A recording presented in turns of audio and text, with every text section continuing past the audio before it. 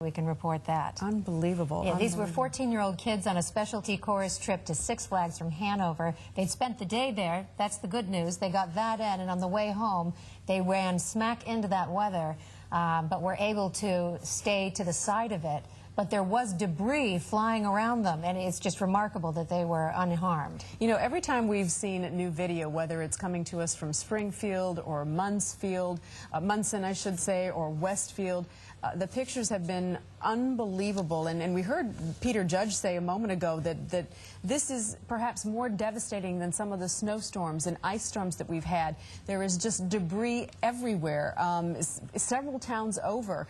The winds can pick up debris, can pick up cars and literally transplant them and drop them down, you know, hundreds of miles away. In some cases, we heard someone who had an envelope that was torn off from Munson and ended up in I think it was Upton, so 50 miles away in that community.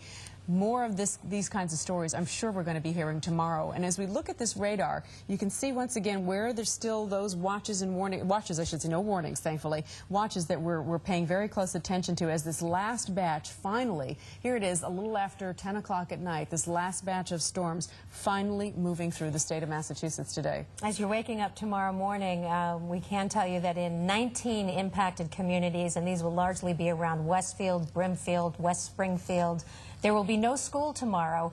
The governor has asked those communities to close school tomorrow for safety reasons so that they can get out and assess the damage in those areas. Obviously, we are dealing with a lot of down power lines, as you can see in this video. This is coming in from Munson at this hour. And look at the debris of a home that's just been obliterated by that funnel cloud.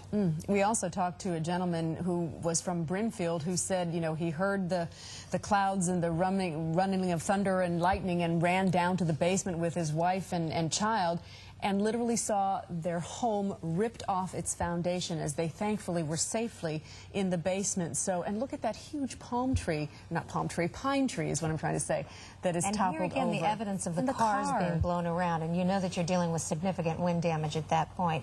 But again, as we commented, there's a dresser from somebody's room. Clearly, this home has just been destroyed, and these people are going to be picking up the pieces of it tomorrow and trying to salvage whatever is salvageable for them. I can't imagine what kind of disaster they are going through there. But 19 impacted communities, that there will be no school, obviously extensive property damage. Live wires, you need to stay out of these areas so that the folks from NSTAR and Mass Electric can get out there and make these areas safe for everyone. The National Guard is going to be on the ground. They'll be deployed by tomorrow morning, and you can expect to see, if you live in these areas, something like 1,000 guardsmen and women that will be there doing search and rescue tomorrow as well. And the sad news in all of this is that there have been 4 fatalities. We understand that there were 2 people who were killed in Westfield. It's unclear yet as to how they died. We understand 1 person in West Springfield. Some earlier reports had indicated that perhaps that person had been in a car that overturned. We're waiting to learn more information about that. And then another person was killed in Brimfield, apparently at the Village Green campground.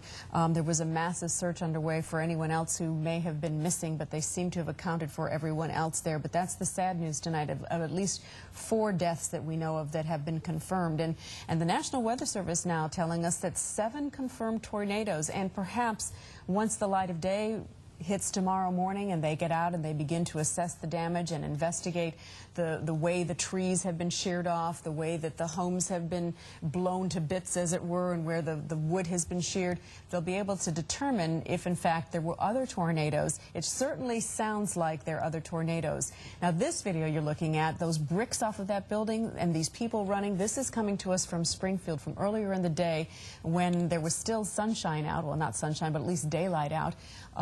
People obviously very concerned, looking for their homes, looking for friends and family. I'd like to bring David Brown back into the mix, David, because I see that Marshfield folks, Plimpton, they're under the gun right now, and I see a lot of magenta in here. Are any of these storms strengthening to concern you? They're not. They're still concern me because we're still under the gun for some very stormy conditions just because the air is so juicy, and really since the fact that parts of Plymouth County really haven't seen much of anything. So you're sitting at home, you're hearing these storms rumble on through. A couple of kind of good news tidbits. First of all, there are no watches or warnings. The The only concern is there is a special marine bulletin because these storms are going to be moving over the open ocean water. So the tornado watch, that is done. That's expired. I know we originally said 11 o'clock, but the folks at the in Norman, Oklahoma have said, yeah, don't need to worry about that. Folks at the National Weather Service in Taunton, which issues the severe thunderstorm warnings or the tornado warnings, is looking at these storms very closely and saying they don't quite reach the criteria for severe, meaning they don't have winds in excess of 60 miles an hour. There's still vivid lightning. You can still get some damage from thunderstorms that are not severe, namely house fires due to lightning. Not saying that this has happened or will happen, but still, we are still watching these storms as they travel up and over Route 3 and sail from Bristol County in through Plymouth County. There's also one strong storm, not severe, but strong storm, which is running in between the Vineyard as well as the Cape. Wouldn't be surprised if, as this continues to move over the open ocean waters, it weakens just a little bit. It could clip parts of Chatham with some strong storms. And then if these thunderstorms hold together once they head on the other side of Plymouth, there is a concern that parts of, I'd say, the lower Cape from Wellfleet, Truro, and Provincetown picks up some strong storms as well. I do want to show you a couple of things. First of all, what we're watching and what we'll continue to watch is what's happening not necessarily on top of us right now, but what's just off to our west. I know Mike was watching and looking at some of the dew points, looking at some of the actual air temperatures. The temperatures are still on the warm side. In fact, 60s and 70s, but that is a whole lot better than the 70s and 80s we had just a couple of hours ago. And clearly looking at what's happening in through the Connecticut River Valley, I know it's still on the mild side from Springfield up to Pittsfield, even North Adams, but the dew point temperatures, look at that, 43 dew point in Pittsfield. That is that comfortable air mass. Left-hand side of your screen, you're watching our Storm Team 5 live Doppler weather radar. Right-hand side of your screen, this is just impressive. This is what initially was the funnel cloud, the vortex in the cloud making contact with the ground. Once the funnel cloud makes contact with the ground, you can see the actual wrapping nature of this vortex. What is now water from the Connecticut River, but could be dirt, could be debris. Also noticing wrapping around in that counterclockwise motion as the storm is swirling around. Bits of debris, not quite sure what that is. It goes over a train trestle and then crests over the Memorial Bridge in the Springfield area. All impressive. David, can you pan back down to the Martha's Vineyard area? Because I know that there were more storms down there, and I know the folks on the island don't want to feel neglected here. So there we go. They're clearly going to have, and is there more off to the west, or is this it for them? This is it for them. You can see how just to the east of the Vineyard, there's that one storm, and then the storms trail in the open ocean water. So here's what I'm watching, here's what I'm looking at. You can see this one storm, and there's also these storms just off of Long Island, but all of these are moving to the east, and this is moving mainly to the east, but also a little northerly hook. So it's this storm that could clip Chatham, but the stronger storms that you see well to the south of, say, Block Island, those are going to stay to the south of the Vineyard. The northern fringe may clip parts of Nantucket, but other than that, these storms are not necessarily on the severe side, and I don't even think they're strong. They just look vicious, but they're going to be dying and they're going to be fading shortly. So do they not have that same thunder, lightning, and hail and heavy rain that some of these storms have had earlier in the day? Since they're over the open ocean waters, we don't really have any indication of what's happening out there. Still noticing in the possibility of some vivid lightning with the ones over the South Shore. No reports of hail out of these, nor damaging winds. It's just a brief period of very heavy rain and then some vivid lightning and obviously some very loud thunder. If you have a house pet, you know that the thunder's on top of you right now. Freaking out.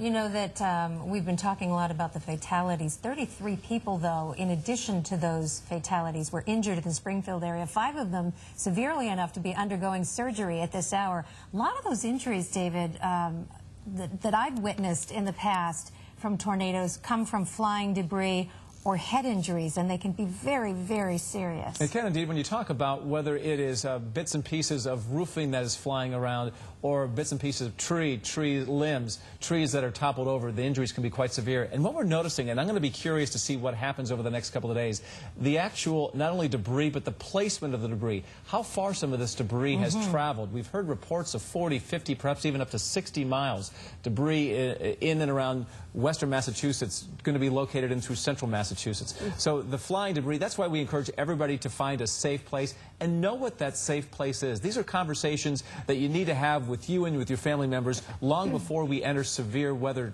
times. You know, June and July, that's our peak time for not only tornadic development, but also for intense thunderstorms. These are conversations you should be having with your family. In some areas, it's been a little late, but fortunately, these are conversations that you should be having now and through the weekend. Well, no doubt after what everyone has experienced today and having witnessed and seen stories from the Midwest in April and May, these conversations are going to be happening all around families' homes. Look at this show. This is quite a light show. This is Dedham, obviously, if you're familiar with Legacy Place. And this is why David says don't go outside when there's lightning. Did you see those bolts just hitting the ground? David, are we going to see flooding at all from this? You know, earlier we had some flood watches and flood warnings in through Worcester County. Earlier we had what was called kind of a training deal in which thunderstorm after thunderstorm after thunderstorm unleashed a tremendous amount of water over the same period. I don't think we're going to be having any flooding concerns with this. You need to get a lot of rain over a long period to get widespread flooding. It's the flash flooding. That's when you get 1 inch to 2 in about 15 minutes. The water has nowhere to go, so you get the ponding in some local roads. You get some poor drainage areas that can't handle the rain. They get flooded out. That hasn't happened, and since this is not a widespread, wow, look at that. Wow. Let's just say wow together. I think this is from Needham earlier today. Is this, that's not live, is it? Wow. No, I don't think so. I don't think that's live, but what an extraordinary show. Yeah, that's in Needham. A few minutes ago as these thunderstorms crested up and over the Mass